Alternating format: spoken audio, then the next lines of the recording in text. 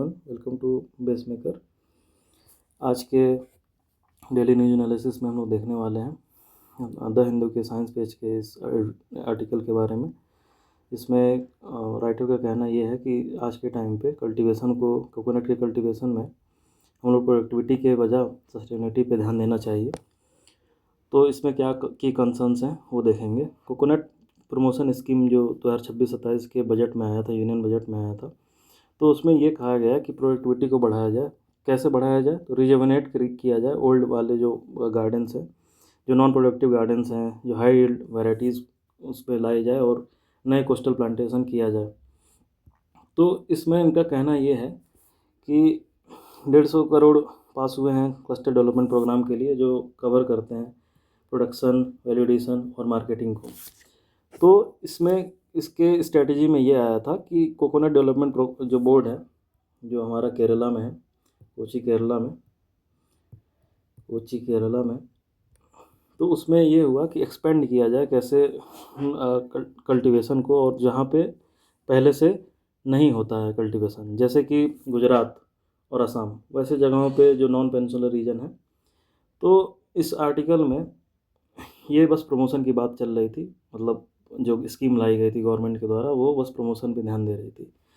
पर इनका इसमें मुसीबत ये आ रही थी कि इसमें पैराडॉक्स ये आ रहा था कि इंडिया ऑलरेडी दुनिया में सबसे बड़ा प्रोड्यूसर है और कंज्यूमर भी है कोकोनट का, लेकिन डोमेस्टिक प्राइस है आज भी बहुत ज़्यादा हाई है इंटरनेशनल रेट से।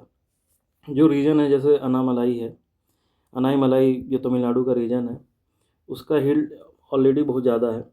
250 से 300 नट्स दे रहे हैं हर पौधे पे, जो कंपेयर किया जाए श्रीलंका, फिलीपींस, तो इन देशों के मुकाबले बहुत अच्छा है। पर प्रॉब्लम यहाँ नहीं आती है कि प्रोडक्शन अच्छा है। प्रॉब्लम यह है कि फ्यूचर में जब 2050 में 1.6 डिग्री सेल्सियस से लेकर 2.1 डिग्री सेल्सियस तक बढ़ सकता है टेम्परेचर, और 2070 तक 3.2 डिग्री सेल्सियस तक बढ़ सकता है। और ये बहुत बड़ा कंसर्न है, ना कि बस डोमेस्टिक उसके लिए या डोमेस्टिक कोकोनट प्रोडक्शन के लिए, बल्कि वर्ल्ड के लिए भी। तो इसमें खाली कोकोनट ही नहीं, ह्यूमन से लेके हर एक लाइफ अफेक्ट होगी। तो जब जैसे ही अगर ये टेम्परेचर बढ़ता है तो ड्रॉट सिचुएशंस बढ़ जाएंगी। वेपरेशन, मान लीजिए कि आज के टाइम पे जितनी बारिश हो रही है, फ्यूचर में उतनी ही बारिश होती है, उससे ज़्यादा ना कम होती है। तो टेम्परेचर बढ़ने की वजह से वेपर का प्रेशर बहुत ज़्यादा बढ़ जाएगा, और प्रेशर बढ़ने से बहुत ज़्यादा डिहाइड्रेशन होगा, पानी की कमी होगी। और इस वजह से क्या होगा कि पानी ख़त्म होने की वजह से, पानी उड़ने की वजह से, वेपराइज होने की वजह से बहुत सारे जो पौधे हैं वो ख़राब हो जाएंगे, ड्रॉट झेल नहीं पाएंगे। जो अभी के वैरायटीज़ पे ध्यान दिया जा रहा है, हाई यील्ड वैरायटीज़ पे, ट्रेडिशनल बेल्ट जैसे कि अल्पुजा और पोलाची, ये यहाँ पे पहले से ही बीमारियों से जूझ रहे हैं, जैसे कि रूट विल्ट डिजीज़। ये ऐसी बीमारी है जो कोकोनट के पौधों में पाई जाती है, होती है, जो उसके रूट में होती है, और इससे बहुत ज़्यादा नुकसान नहीं होता है। लेकिन सबसे बड़ी प्रॉब्लम ये आती है कि प्रोडक्टिविटी घट जाती है। तो ये जो है, यही प्रोडक्टिविटी फोकस स्कीम है, यहाँ पे फेल करना, मतलब फेल कर जाता है इस सिचुएशन को। ऐसे सिचुएशन जैसे ड्रॉट लाइक सिचुएशन हो गया, चाहे डिजीज़ की सिचुएशंस हो गई, ऐसे सिचुएशंस को ये फेल एड्रेस, मतलब एड्रेस नहीं कर पाता है। तो आगे हम लोग देखते हैं कि क्या इसके उपाय हो सकते हैं। तो इसमें और भी प्रॉब्लम ये आ रही थी कि एक तो ये हो ही रहा है, ऊपर से एफपीओज हैं, मतलब जो गवर्नमेंट, जो फार्मर प्रोड्यूसर ऑर्गेनाइजेशंस हैं, तो वो खुद ही इन्वेस्ट कर रहे हैं, जिसमें एक बहुत बड़ा बैरियर है, क्योंकि इसमें प्राइवेट फर्म्स आ नहीं रहे हैं। और प्राइवेट फर्म्स नहीं आने का कारण, सबसे बड़ा कारण ये है कि प्रोडक्टिविटी नहीं रहेगी तो उनको फ़ायदा कैसे मिलेगा।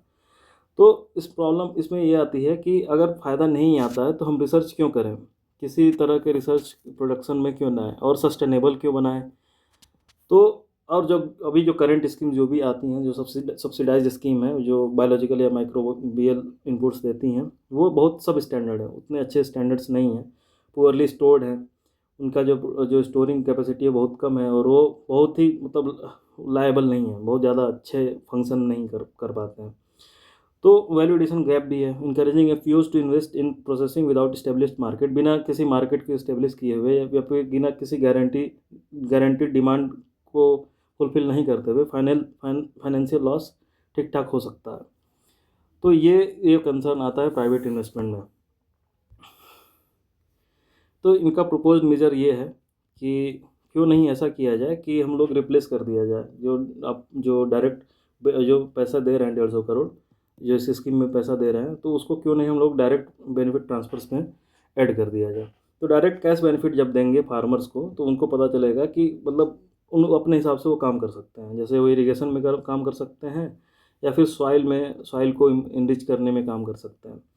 स्ट्रेंथनिंग इंस्टीट्यूशन लाइक CPCRI, जो हमारा प्लांटेशन का जो वो इंस्टीट्यूशन है, जो एग्रीकल्चर के अंडर आता है, ICAR के अंदर आता है, उसको भी प्रायोरिटाइज़ किया जाए ताकि वो हीट टॉलरेंट और विल्ट रेजिस्टेंट जीनोटाइप्स बना सके। जहाँ तक बस ये उस पे सीमित ना रहे, मोर ओवर मतलब यील्ड पे बस सीमित ना रहे।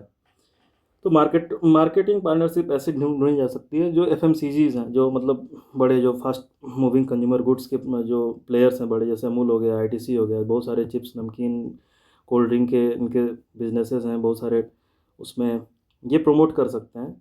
तो इनको क्यों नहीं ऐड किया जाए साथ में। अब आगे बढ़ते हैं। तो इनका मेन गोल ये है इस टाइम पे कि जो अभी फ़िलहाल का था और जो प्रपोज्ड स्कीम है उसमें देखा जाए तो मेन गोल ये है कि कितना ज़्यादा मतलब प्रोडक्शन ली जा सके एक पौधे से, और दूसरा ये है कि अगर सस्टेनेबिलिटी में देखा जाए तो क्लाइमेट रेजिलियंस और डिजीज़ रेजिस्टेंस में ध्यान दिया जा सके। तो हम लोग को प्रोडक्टिविटी पे ना ध्यान देके और इसमें ध्यान देना चाहिए ताकि बीमारियों से लड़ सकें और बहुत सारे ड्रॉट से लड़ सकें ये पौधे। ज्योग्राफिक फोकस किया जा सकता है, जैसे new coastal and non traditional areas. अगर पुराने वाले मॉडल में देखा जाए तो ये मतलब न्यू कोस्टल एरियाज और नॉन ट्रेडिशनल एरिया, जैसे गुजरात असम में ये लोग करना चाहते थे, और यहाँ पे वही जो अभी प्रपोज किया गया है तो उसमें ये कहा है कि वेस्टर्न घाट में ध्यान दीजिए और डिजीज़ हिट ट्रेडिशनल बेल्ट्स में देखिए, जहाँ पे बीमारियाँ कम लगती हैं उस बेल्ट्स पे ध्यान दीजिए। और इनके मेथड जो है तो सब्सिडाइज सीडलिंग्स दे रहे थे, बायोलॉजिकल इनपुट दे रहे थे, लेकिन इसमें क्या है कि इनका इनका मेथड जो प्रपोज मेथड है उसमें डायरेक्ट बेनिफिट देना चाहिए और पायलट प्रोजेक्ट्स को प्रमोट करना चाहिए। पायलट प्रोजेक्ट मतलब कि एक छोटे स्तर पर प्रमोट करें और उसके बाद उसको बड़े स्तर पे ले आके लागू किया जाए। तो इसके रिस्क फैक्टर्स क्या हैं? तो सबसे बड़ा इस रिस्क फैक्टर प्रोडक्टिविटी वाले में ये है कि मार्केट वोलेटिलिटी और क्रॉप फेलियर का चांस है, जैसे कि हीट हो गया या फिर बीमारी हो गई जो बीमारी लग रही है। और इसमें क्या है कि फाइनेंशियल रिस्क सबसे ज़्यादा है। तो ये सबसे बड़ा कंसर्न है कि हम लोग को ऐसा करना चाहिए कि नहीं, कि सस्टेनेबिलिटी में फाइनेंशियल रिस्क आएगा क्योंकि प्रोडक्शन उतनी है नहीं।